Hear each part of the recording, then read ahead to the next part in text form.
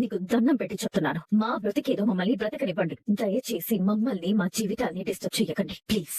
ఏముంది వాడి దగ్గర? వాడు కేర్ ఆఫ్ ప్లాట్ఫామ్ గాడు. నీకు తిండి పెట్టడం కూడా వాడి వల్ల కాదు. మరి వాడంటే నువ్వెందుకే అంత పడి చూస్తున్నావు? వాడిలో అంతలా ఏం నచ్చింది నీకు? ఎందుకే నువ్వు వాడిని వదలట్లేదు, వదిలేసుకోవట్లేదు? నువ్వు వాడి చుట్టూ సీతాకోక చిలకల అంటి పెట్టుకుని తిరగడానికి వాడు నిన్ను ఏ విషయంలోనైనా అంతలా సాటిస్ఫై? నా ఇంటికి వచ్చి నన్నే కొడతావా? ఎంత ధైర్యమే నీకు?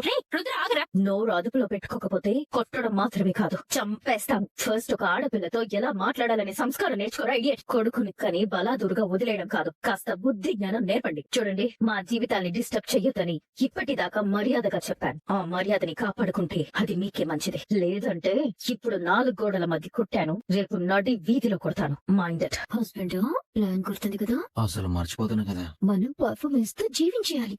ఈ రోజు ఖచ్చితంగా దిక్కుట్టేయాలి. పిచ్చెక్కిస్తా, చూస్తావు కదా. ఏమండి, కాఫీ తీసుకోండి. నాన్నగారండి, నాన్నగారు. వినబడుతోంది, విషయం ఏమిటో చెప్పు. నాన్నగారు రియల్ ఎస్టేట్ పరిస్థితి రోజు రోజుకి దారుణంగాను, దాన్ని నమ్ముకుని బతుకుతున్న నాలాంటి వాళ్ళ పరిస్థితి ఏమో చాలా దయనీయంగా తయారవుతుంది నాన్నగారండి. నీ పరిస్థితి బాగోలేదని ఎవరికి చెప్తావురా? ఇంటికి డబ్బులు ఇవ్వాల్సి వస్తుందని ముందు నువ్వే డ్రామాలు ఆడతావు కదా. హాయ్ బాబోయ్, అవి డ్రామాలు కాదు నాన్నగారండి. రియల్ ఎస్టేట్ చాలా పడిపోయిందని మన పేపర్లో కూడా రాశారు. మీరు కూడా చదివారు కదండి. ఏ డొంక తిరుగుళ్ళు ఆపి అసలు విషయం ఏమిటో చెప్పు. నన్ను మీరు నిలబెట్టాలి నాన్నగారు. అంటే నాన్నగారు, రియల్ ఎస్టేట్ లో లాగా అప్ అండ్ డౌన్ లేకుండా ఎప్పుడు స్థిరంగా ఆదాయం ఉండేలాగా ఏదైనా మంచి బిజినెస్ చేద్దాము అనుకుంటున్నాను. మంచిదిరా, అలాగే చెయ్యి. అంటే ఏమో అది నాన్నగారండి, పెట్టుబడి కోసం డబ్బులు కావాలి నాన్నగారు. అందుకని ఇంటి నమ్మేసి మా వాట మాకు ఇచ్చేస్తే. అనుకున్నాను నువ్వు ఇలా చేతులు కట్టుకుని అతి వినయం ప్రదర్శించినప్పుడే అనుకున్నాను ఇలాంటి లిటిగేషన్ ఏదో ఉంటుందని. బాబాయ్, నాన్నగారండి మీరు భలే ఉన్నారండి బాబు. వ్యాపారం చేసి జీవితంలో స్థిరపడడం కోసం ఈ కొడుకి తండ్రిగా మిమ్మల్ని సాయం చేయమని అడుగుతున్నానంతే. ఇందులో కిటికీలు ఏమున్నాయండి నాన్నగారు? అసలు బుద్ధుందా నీకు? ఈ ఇంటిని ఎలా నిలబెట్టుకోవాలి, ఇంకా కొత్తగా ఎలా కట్టుకోవాలని ఆలోచన గాని బాధ్యత గాని లేకుండా ఎప్పుడు చూసినా ఇంటిని అమ్మాలని చూస్తావేంట్రా? అమ్మమ్మో, మీరు భలే చెప్పారండి అత్తయ్య గారు. ఆవలింత వచ్చినప్పుడే ఆవలించటం, అవసరం వచ్చినప్పుడే కొడుకు నాన్నగారిని డబ్బులు అడగటం చాలా సహజం. ఏంటి కాంతం సహజం? ఈ ఇల్లు మావే గది కష్టార్జితం. తూరిపోయింది. దాన్ని నమ్మేసి ఎవరి వాట వాళ్ళకి పంచండి అని అడుగుతున్నావేంటి బుద్ధి లేకుండా? ప్రమోదనేకాయ్, నీ మాటల్లోని అంతరార్థం నాకు కొట్టొచ్చినట్టు అర్థమవుతున్నాయకాయ్. మీ ఆయనకి ఎలాగో ఉద్యోగం లేదు, రాదు, చేయరు కాబట్టి మా వాటా డబ్బులు మీ తిండికి అద్దెలకి ఆర్థిక పూరల్లా కరిగిపోతున్నాయి. అది ఇల్లు అనుకోండి, ఎలాగూ మావయ్య గారి పెన్షన్ డబ్బులతో మిమ్మల్ని పోషిస్తారు కాబట్టి గింజల దగ్గర కోడి పిల్లల్లాగా కదలకుండా తింటూ ఉండొచ్చు కదా. కాంతం, తను చెప్పిన ఉద్దేశం ఏంటి? నువ్వు మాట్లాడుతున్న మాటలేంటి? ఉన్న ఒక్కగానొక్క ఇంటిని అమ్ముకోవడం ఎందుకని తను మంచి ఉద్దేశంతో మాట్లాడుతుంటే అది అర్థం చేసుకోకుండా నాకు ఉద్యోగం లేదని దెప్పి పొడుస్తావా బుద్ధి లేకుండా? ఇందులో దెప్పొడవడం ఏముందిరా అన్నయ్య?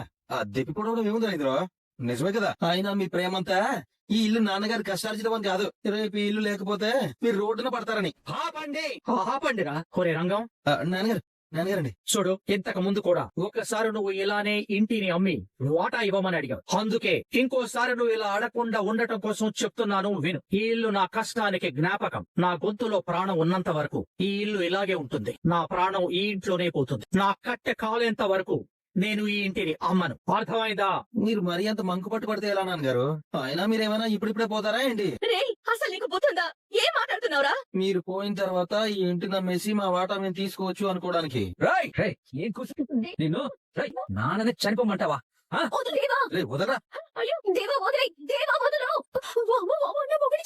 దేవా వదిలే దేవా. ఎంత ధైర్యం నీకు? నిన్ను వదిలే. ఇంట్లో నీ వాటా కోసం నాన్న ప్రాణాలే పోవాలని కోరుకుంటావరా? ఏంటి తెగరెచ్చిపోతున్నావు ఏంటి? నా వాటా నేను అడుగుతున్నాను, కానీ నాన్న మీద నీకేమో తెగ ప్రేమ వెళ్ళిపోతున్నట్టు మాట్లాడుతున్నావు ఏంటి? నీకు నిజంగా నాన్న మీద అంత ప్రేమే ఉంటే నాన్నకిచ్చిన మాట ప్రకారం భానుమతి మెల్లో తాళి కట్టేవాడు కదా, అంతేగాని పెళ్లి పీటల మీద నాన్న పరువు తీసేసి ఈవిడ గారిని ఇంటికి తీసుకొచ్చేవాడు కాదు. హస్బెండ్, నీకు అసలు విషయం అర్థం కావట్లేదు. వీళ్ళ ప్లానింగ్ ఏంటో తెలుసా? మావయ్య గారంటే తెగ ప్రేమన్నట్టు నటించేసి తిరిగి మళ్ళీ ఇంట్లో అడుగు పెట్టాలని చూస్తున్నారు. వదినా, మీ తప్పుల్ని కప్పిపుచ్చుకోవడానికి ఎదుటి వాళ్ళ మీద నిందలు వేయకండి. నడవరా, మర్యాదగా బయటికి నడవు. అది కాదు నాన్న, వీడు మిమ్మల్ని. ఇది మా కుటుంబ విషయం. మాట్లాడటానికి జోక్యం చేసుకోవటానికి నువ్వెవరు? నీకేంటి సంబంధం? నానా, అవును, నీకు ఈ ఇంటితో మాతో ఎప్పుడో సంబంధం తెగిపోయింది. మా దృష్టిలో నువ్వు ఒక పరాయి వాడివి. ఇలాంటి వంకలు పెట్టుకుని నా ఇంట్లో ఇంకోసారి అడుగు పెడితే మర్యాదగా ఉండదు. నడు, బయటికి నడు. ఇప్పుడు 4 గోడల మధ్య కొట్టాను, రేపు నడి వీధిలో కొడతాను. రే నానా, ఏంట్రా ఇది అప్పటి నుంచి ఇలా నేల మీద కూర్చొనున్నావు రే లేరా పైకి లేరా మీ నాన్న వచ్చిన తర్వాత మాట్లాడి ఏం చేయాలో ఆలోచిద్దాం నా మాట వినరా లేరా రుద్రా లేరా రే లేవరా నా మాట విని లేవరా ఏమండి నేనెంత చెప్పినా వినడం లేదు కొంచెం మీరైనా చెప్పండి రుద్రా ఏమైందిరా ఎందుకు ఇలా కూర్చున్నావు ఏమైంది రుద్రా ఎందుకు ఇలా ఉన్నావు ఆ మిథున వీడి మీద చేయి చేసుకుందండి ఏం మాట్లాడుతున్నావు నువ్వు మీది వీడి మీద చేసుకోవడం ఏంటి వీడు దేవతో రోడ్డు మీద ఎక్కడో గొడవ పడ్డాడంట ఆ మిథున వచ్చి నా భర్తతో గొడవ పడతావా అని వీడి మీద చేయి చేసుకుందండి ఈ పురుషోత్తం కొడుకు మీద చేసుకుందా అది కూడా నా ఇంటికి వచ్చి ఎంత ధైర్యం దానికి దాని మొగుడు నా ముందు చేతులు కట్టుకుని నిలబడతాడు అలాంటిది నా కొడుకు మీద చేసుకుందా ఎంత పొగరదానికి నేను ఎమ్మెల్యేగా ఎదగడానికి ఆ దేవగాడి అవసరం ఉంది కాబట్టి ఇన్ని రోజులు ఒక మెట్టు దిగాను కానీ నా కొడుకు మీద చేసుకున్న తర్వాత ఇంకా ఆగను బదులు తీర్చుకోకుండా ఇక ఆగను రుద్రా లేరా లే ఏ చేత్తో అయితే ఆ మీద నీ మీద చేసుకుందో అదే చేతులతో నీ కాళ్ళు పట్టుకుని క్షమాపణ చెప్పేటట్టు చేస్తాను ఈ పురుషోత్తం కొడుకు మీద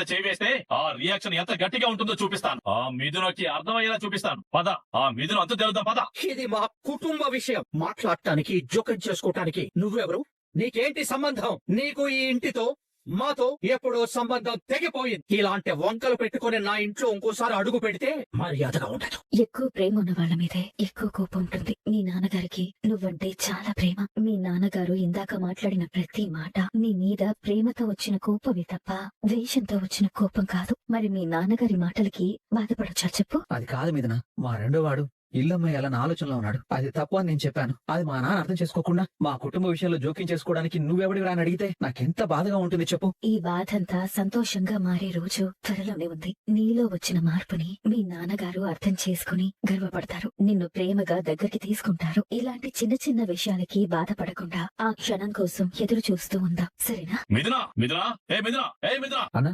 ఏమైంది దేవా నేనేంటో నా పవర్ ఏంటో నా పలుకుబడి ఏంటో నీకు తెలుసు ఎంత పెద్ద మోనార్కైనా సరే నేను కనుసైగలతో శాసించడం నువ్వు కళ్ళారా చూసావు అలాంటి ఈ పురుషోత్తం ఇంటికి వచ్చి నా కొడుకు మీద చేసుకుంది నీ భార్యని నా కొడుకు కాళ్ళు పట్టుకుని క్షమాపణ చెప్పమను నా మొగుడు క్షమాపణ చెప్పడు నిన్న నా భార్య పక్కన నేనుండుంటే నీ మాటలకి అక్కడే నిన్ను నరికేసుండేవాణ్ణి దేవా అన్నా ఈ తప్పుని ఇక్కడతో ఆపేసి వెనకెళ్ళిపోండన్నా మా ఇంట్లో వాళ్ళ మీద ఎవడైనా చెయ్యి వేస్తే నీకు తెలిసిన దేవాని ఇక్కడ మరోసారి చూస్తావన్నా